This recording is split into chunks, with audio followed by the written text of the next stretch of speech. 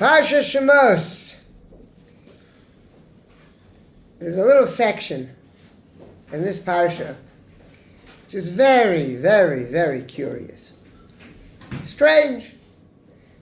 Moshe Rabbeinu, after 7 days of arguing that he doesn't want to go, Hashem finally sets him right, and Moshe Rabbeinu is on his way to Mitzrayim. Going to Mitzrayim. Vayihi baderech b'malon, vayifkashehu Hashem, vayivakesh hamiso.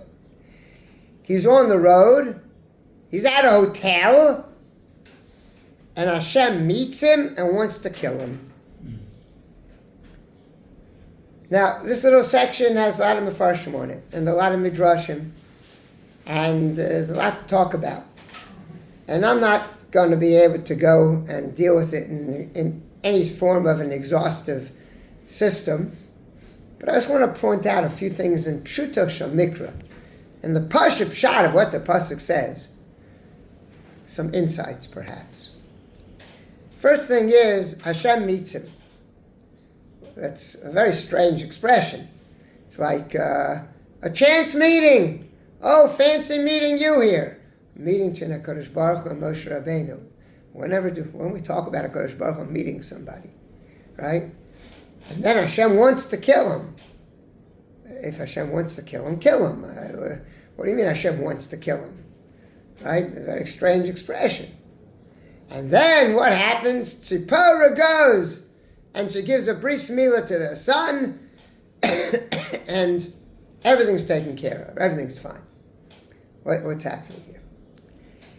Perhaps in Pshuto Shel Mikra, just to take a partial lesson of what's happening here. There's a lesson here in life. You know, we have jobs to do. We have things that we're supposed to be doing. And then we find ourselves just wandering. Kadosh Baruch Hu meets us. Kadosh Baruch Hu says, wow, fancy meeting you here. What are you doing here? I thought you were going someplace. I thought you were doing something. And that happens to us very often in life. And we have to stop and say, wait a minute. Hey, what am I doing here? Hashem says, you got a job to do. You've got a life in front of you. Are you doing what you're supposed to be doing? Stop and think. Are you going in the right direction? Are you doing the right things? Kadosh Baruch Hu is saying, take stock. Think about what you're doing. Think about what you're supposed to be doing. What happens? Tzipora takes the situation at hand and she does a mitzvah. And it saves everything. You know, sometimes we're at a place where, don't know, we should be, we shouldn't be, we have to be, for some reason we have to be there. And we're a little bit aimless. But we can go ahead and save the situation. We can turn it into a positive situation. Go ahead and say, wow, I'm going to make something positive out of it.